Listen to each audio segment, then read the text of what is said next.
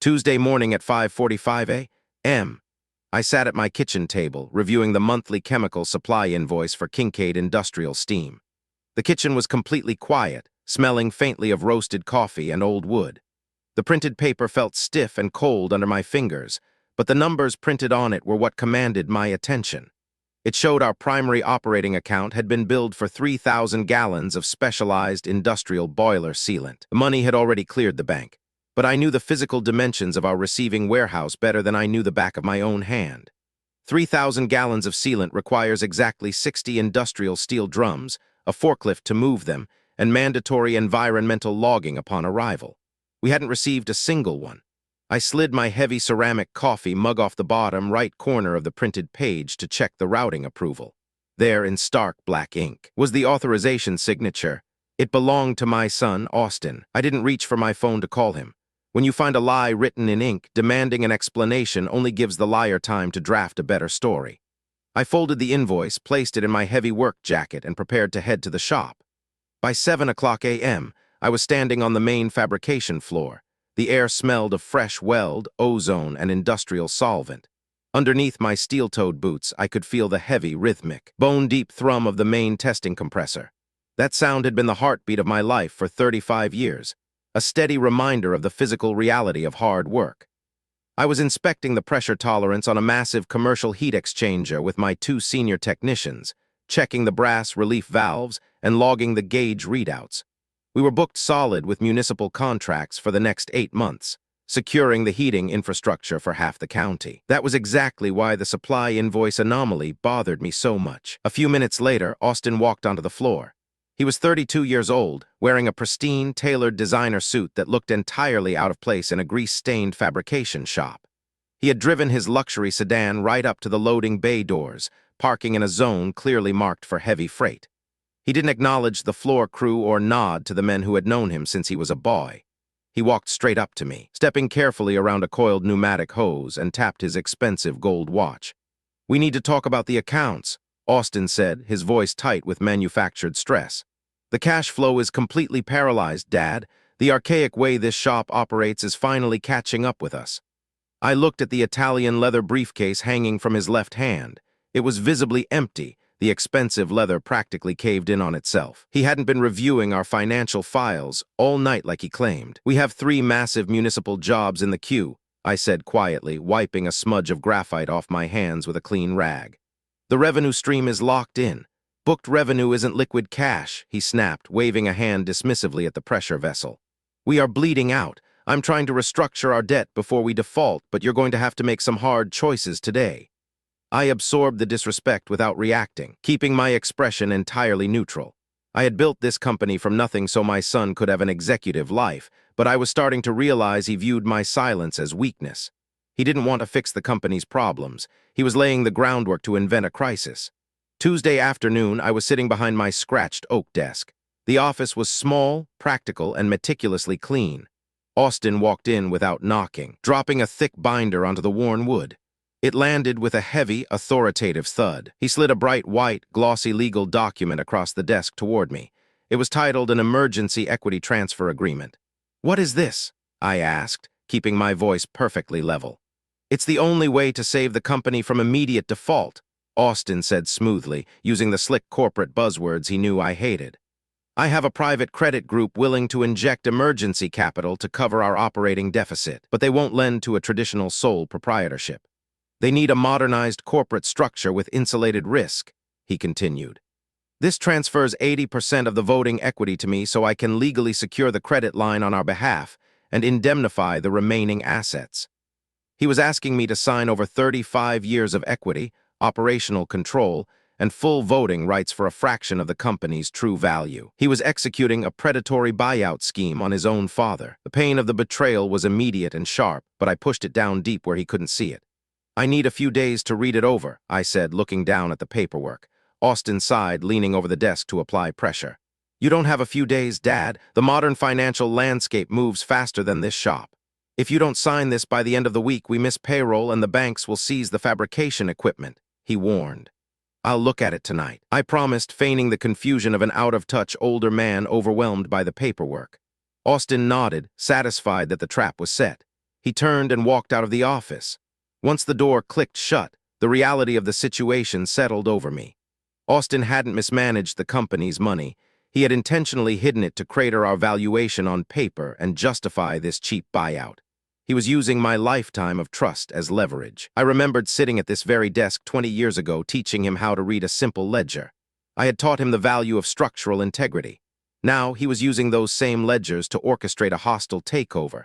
But a man who builds pressure vessels for a living understands how to handle rising pressure. I wasn't going to argue with him. I was going to find out exactly where my money was going.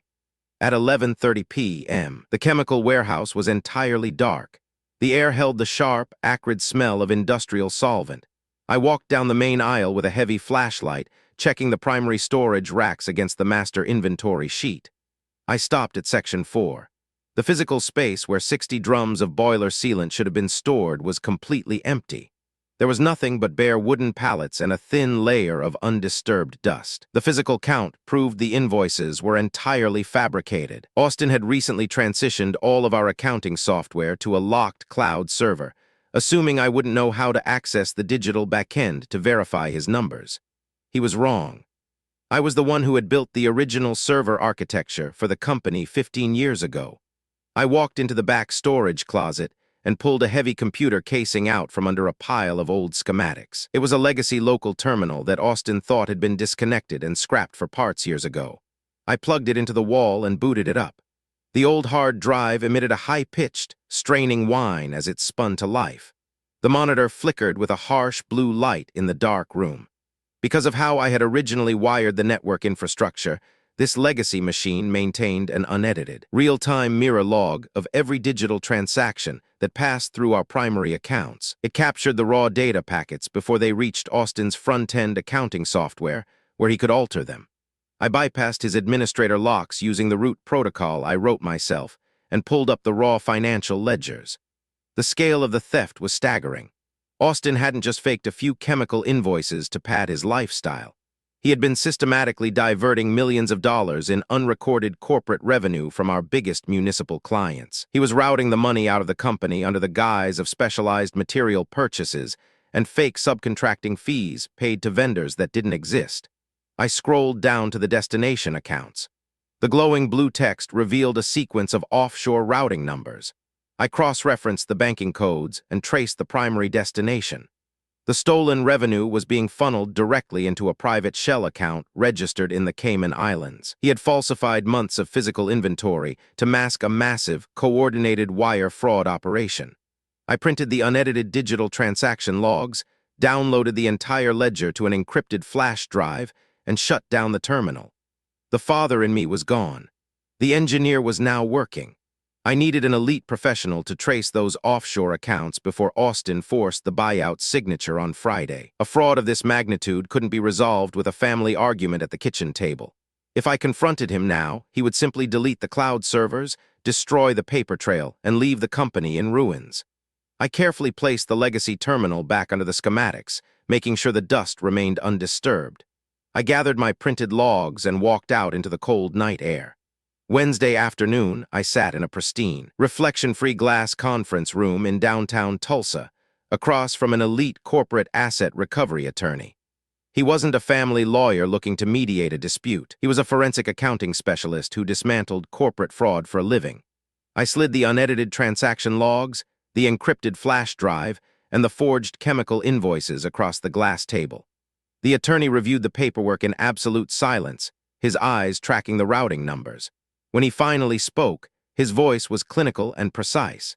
He confirmed that the offshore routing numbers belonged to a private shell corporation registered exclusively in Austin's name. "This isn't a simple breach of fiduciary duty," the lawyer said, dropping a heavy leather binder onto the table with a dull thud. "This is systematic federal wire fraud and tax evasion. I will begin drafting an ex parte federal asset freeze immediately." "A U.S. judge can't freeze a Cayman account directly," he clarified smoothly.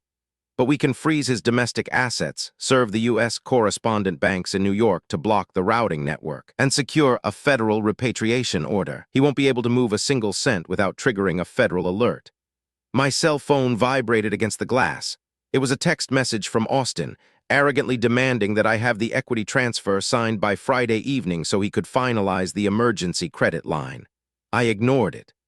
"There is one anomaly in your corporate file that I don't understand," the attorney said, pulling up a secondary document on his laptop. "Your son recently canceled the company's primary compliance liability rider.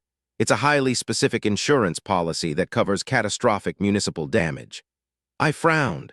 That policy was mandatory for our largest public contracts. Canceling it would temporarily boost our cash reserves on paper, but it exposed the company to massive legal and financial risk. "Why would he cancel that specific liability rider?" the lawyer asked. "What exact machinery was that policy supposed to cover?" The question hit me like a physical blow. The answer wasn't in the financial ledgers. It was in the physical world. I authorized the attorney to finalize the federal asset freeze and the corporate termination orders, but I needed to investigate the insurance cancellation myself. I stood up from the glass table and took my copies of the bank subpoenas.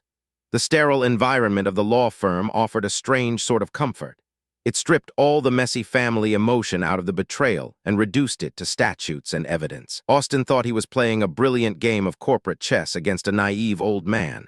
He didn't realize he had just triggered a federal investigation. I thanked the attorney and walked out to my truck. I needed to visit a municipal job site immediately. Thursday morning, I parked my truck outside the boiler room of a local middle school. The morning air was crisp, and I could hear the distant, innocent sound of children playing on the soccer field nearby. I walked into the utility basement and opened the municipal maintenance logs attached to the primary commercial heating unit. My company held the exclusive service contract for 3 major school districts in the county. I flipped through the yellow carbon copy inspection tags hanging from the main pressure valves. I cross-referenced the dates with the canceled insurance rider the lawyer had found. The reality of what Austin had done finally became clear, and it made my blood run cold. Austin hadn't just canceled the municipal insurance to save cash on the balance sheet. He had intentionally neglected routine safety inspections on 3 major public school boiler systems. He had forged my senior technician's signatures on the work orders, claiming the maintenance was complete. His plan was to fabricate a massive mechanical failure or liability crisis to drive the company's valuation into the ground, completely destroying my leverage right before the buyout deadline. He was willing to risk a catastrophic boiler explosion in a public school just to secure a cheaper equity transfer. A commercial steam boiler is essentially a controlled bomb. It operates under immense atmospheric pressure, and if the relief valves scale over from neglected maintenance, the vessel doesn't just crack. It detonates with enough concussive force to level a 2-story brick building. Neglecting those pressure valves is an act of gross negligence that breaches every standard of fiduciary duty and basic human morality. The financial theft was one thing. This was a line I would never let him cross. All remaining paternal hesitation vanished instantly. I walked back to my truck and sat behind the steering wheel. I pulled the heavy clipboard out of my passenger seat. Resting it on the dashboard, I took out a pen and firmly signed the formal corporate termination order. The legal trap was now fully armed, loaded with lethal corporate and federal consequences. I sat there for a long time, listening to the children yelling on the field. Austin had grown up with every advantage, funded by the very equipment he was now neglecting. He viewed these massive, dangerous machines as mere numbers on a spreadsheet, completely detached from the physical devastation they could cause. I put the clipboard away and put the truck in gear. The investigation was over. It was time to deliver the verdict. Friday evening, we sat down for a formal family dinner at my farmhouse. The dining room table was the same place where I had fed Austin as a child.